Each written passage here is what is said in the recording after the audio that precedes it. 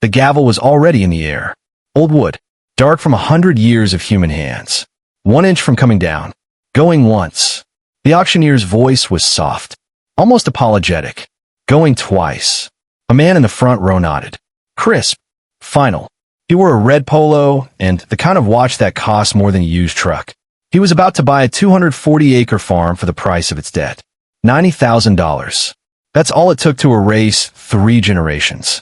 The auctioneer opened his mouth for the last word. Stop the sale. The voice came from the back of the room. Not loud. Not angry. Just flat. The way a man speaks when he already knows how the story ends. Every head turned. He stood by the door in scuffed work boots and a pressed blue shirt from a 3-pack.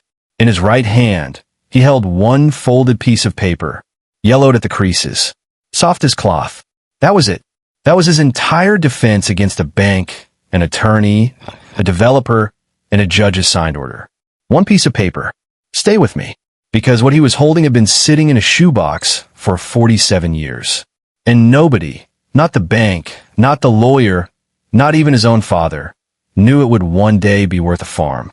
His name was John Vance. 63 years old. A widower. Quiet hands. The kind of man who drinks his coffee black and never says more than he has to. He farmed corn and soybeans on the same dirt his grandfather had broken in 1946. He wasn't rich. He wasn't poor. He was the kind of man America used to be full of and now barely makes anymore. 3 years ago, he took out a loan. $90,000. For new irrigation equipment. Then came the drought. Not a regular dry season. The kind of drought that turns a cornfield into a field of dry whispers. The kind that cracks soil 6 inches deep. The equipment sat in the barn, gleaming, useless. The bank waited 1 season. Then they stopped waiting. The courthouse conference room was beige. Beige walls. Beige carpet. Beige laminate table. The color of places where ordinary people lose everything. John sat on one side, still wearing his canvas work coat. On the other side sat the bank's attorney, Mr. Graves. Sharp suit. Sharper smile. The kind of lawyer who treats foreclosure like paperwork. Next to him, the developer. Red polo. Phone in hand. Already mentally subdividing the land into lots. 2 other bidders sat against the back wall. They dropped out early. Now they were just witnesses pretending to scroll their phones, listening to every word. Graves leaned forward, folded his hands. Friendly tone. The dangerous kind. Mr. Vance, we understand this is difficult. John didn't blink. But the debt is real. The default is real. A judge has already signed the order. This auction is the last step. He gestured at a thick black binder. The kind of binder that's supposed to end conversations. Our team reviewed every document going back 50 years. There are no clouds on this title. John said nothing. He just unfolded his piece of paper and placed it on the table. To understand what was on that paper, you had to go back 3 months. To a kitchen. To a shoebox. The first certified letter had come in late summer. Thick. Official. Stamped. John opened it standing at the counter, evening light spilling across the linoleum floor. Notice of default. Acceleration of debt. Foreclosure proceedings. He read it 3 times. He didn't curse. He didn't call anyone. He folded the letter, set it next to the salt shaker, and finished his coffee. That night, he didn't go to the barn. He went to the closet under the stairs. Behind a stack of old blankets that smelled of mothballs, he pulled out a shoebox. Beat up. Lid taped twice. On the side, in his father's blocky handwriting. Farm papers do not toss. His father, Thomas Vance, had a saying. A handshake is a promise. A piece of paper is the memory of that promise. Keep the memories safe. John carried the box to the kitchen table. For 3 nights, he sorted. Receipts for seed from 1985. Tax assessments from 1992. A bill of sale for a bull, paid in cash, 1975. The original 1946 deed when his grandfather bought the land. He wasn't looking for anything. He was just spending time with his father. Then, near the bottom, he found a yellowed folder. 1978, barn loan, $25,000. His father had taken it out after the old barn was hit by lightning. Paid it off in 2008. John remembered the day. His mother baked a cake. His father burned the mortgage note in a coffee can in the backyard. A little ceremony of freedom. Inside the folder was the original deed of trust. The security paper. The one that gave the bank a claim on the land. John laid it flat on the table. Standard form. Signatures. Dates. Stamps. And then he saw it. A small printed box at the bottom of the page. It was labeled clearly. State Documentary Stamp Tax. In 1978, the law was simple. No deed could be legally perfected, meaning truly enforceable, until that tax was paid and the stamp affixed. A $3 stamp. That little box on his father's copy was empty. Empty. John stared at it for a long time. Probably nothing, he told himself. Probably just a clerical oversight. But his father's words came back to him. Always check the county's signature too. The next morning, John drove 40 miles to the county seat. The recorder's office was in the basement. Quiet. Dusty. Run by a woman named Mary who'd been there for 30 years. He asked her to pull the microfilm for his parcel. April 1978. She wheeled the old reader over. Threaded the film. The black and white image flickered to life. John scrolled slowly. Deeds. Mortgages. Easements. Then there it was. The bank's filed copy of the 1978 deed of trust. He zoomed in.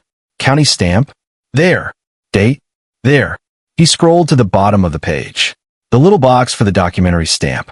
Empty. Mary leaned over his shoulder. Squinted. She said. That's odd. What does it mean? She shrugged.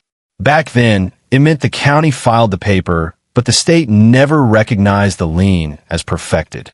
A cloud on the title. A tiny one. Usually gets cleared up when the property is refinanced or sold. She looked at him. Guess yours never was. He printed a copy. Paid the $2. Folded it carefully. Drove home. Put it in a shoebox with his father's original. Then he waited. The bank kept calling. He didn't answer. The letters kept coming. He didn't open them. Because he understood something the bank didn't. 3 years ago, when they gave him that $90,000 loan, they had based the entire security agreement on the assumption that the 1978 lien was sound. It wasn't. It was a foundation with a $3 crack. A crack that had been sitting there silently for 46 years. Waiting. Back in a beige room, Graves picked up John's paper. He held it the way a man holds something he doesn't trust. His smile thinned.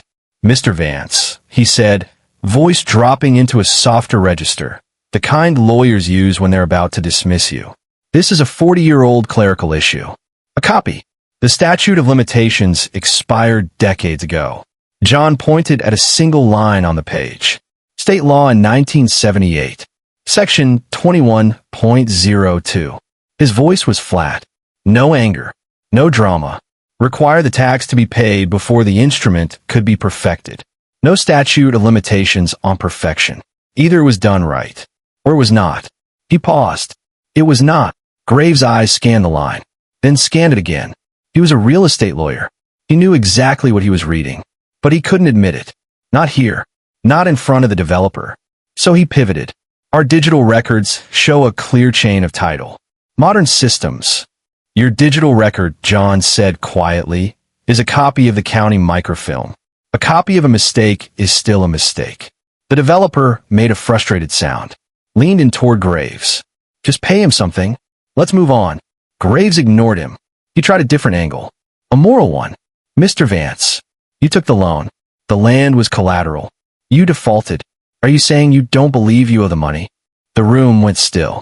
The two bidders in the back leaned forward an inch. This was the real question. John looked at him. I believe in paying what is owed. A pause. And I believe a bank that lends money is required to follow the rules when they secure it. Another pause. Longer. The bank made the rules. The bank required a perfect lien in 1978. They required a perfect lien in 2021 when they gave me my loan. He set his hand flat on the table. They never checked their own work. For 46 years, they assumed. Graves had nothing. He had tried law. He had tried procedure. He had tried morality. Each time, the old farmer with the work boots had answered with one fact. And facts don't argue back. They just sit there. The stalemate hung in the air. The auctioneer's hand was still hovering over the gavel he hadn't brought down. Graves cleared his throat. Try to take back control.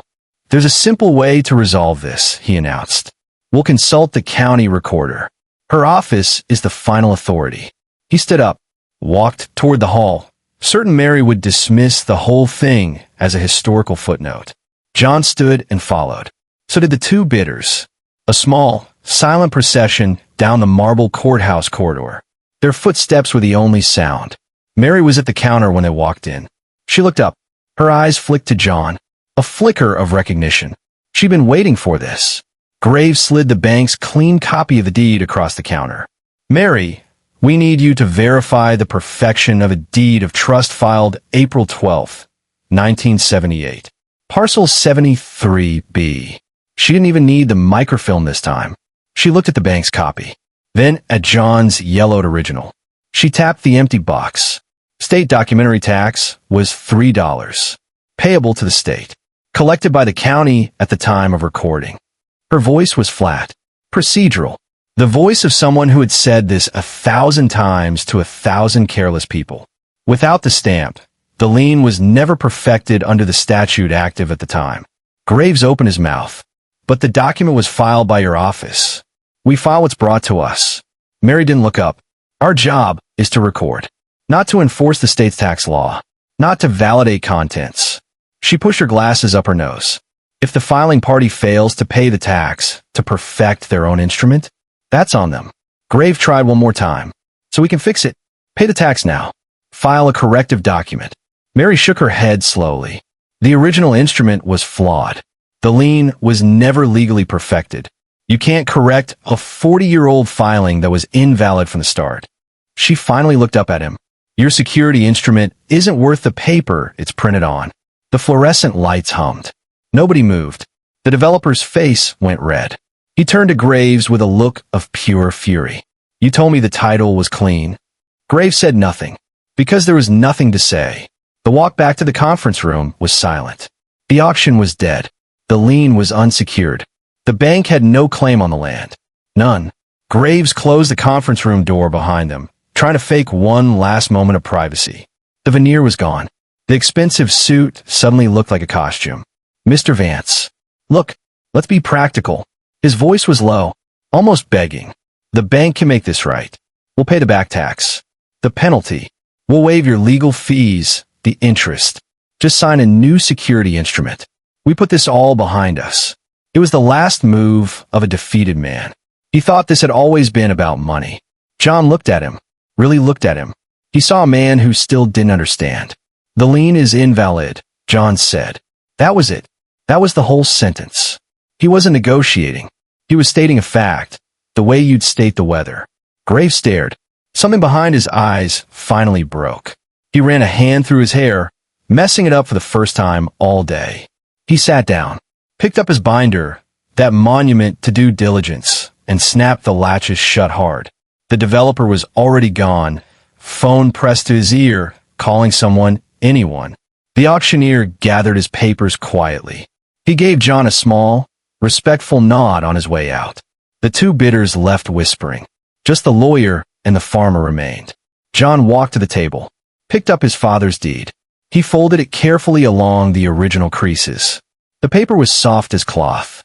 He slid it into the inside pocket of his work coat. He turned to leave. Mr. Vance. Graves' voice was quiet now. Drained. John stopped at the door, but didn't turn around. I just want to know. A pause. Did you know? From the very beginning. John thought about the shoebox. About the dusty microfilm. About a father who once told a teenage boy to dig up old iron pins in the dirt to prove a fence line. He didn't turn around. I just wanted to know if it was done right. Then he walked out. The drive home was quiet. The sun was low, long shadows across the fields. The land was still dry, still waiting for rain. But it looked different now. It looked safe. He didn't go inside the house. He walked out to the new barn, the one his father had built with the 1978 loan, and pulled open the sliding door. The last light of day streamed in. Dust motes turned gold in the air. He walked to his father's workbench. The tools were still on the pegboard, each one in its outlined place. A place for everything. He took out a small worn notebook and a pencil. A habit his father had drilled into him.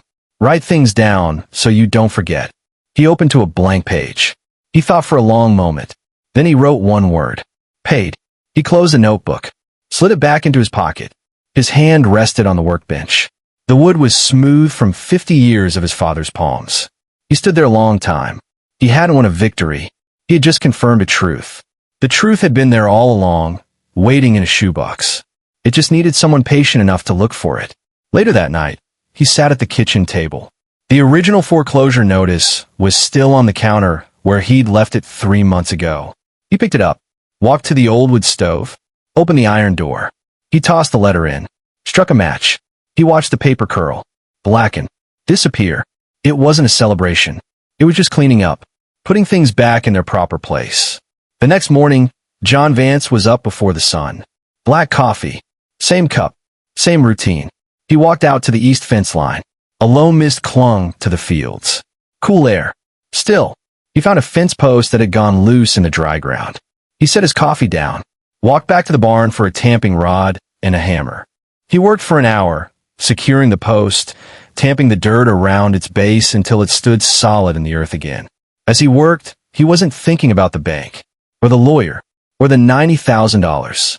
He was thinking about the rain. He was thinking about what he'd plant next spring. He was looking forward. The sun came up. The mist burned off. The dry grass turned to gold. He picked up his empty coffee cup and walked back to the house. The fence was straight. The post was true. The land was his. Free and clear. Just as it had always been. Some men collect grudges. Some men collect lawyers. John Vance collected patience. And patience, it turns out, is the only thing in this world that never goes out of style. A $3 stamp, forgotten by a bank in 1978, cost them a 240-acre farm in 2024. If you were John Vance, sitting in that beige room with one piece of paper against the bank's entire legal team, would you have stayed that calm? Or would you have shouted first and lost everything? Tell me in the comments. And if this story moved you, hit subscribe. Because next week, I'm telling you about a widow in Montana who found something written on the back of a 1912 railroad survey map. And the company that owns the land now has no idea what's coming. We'll see what holds.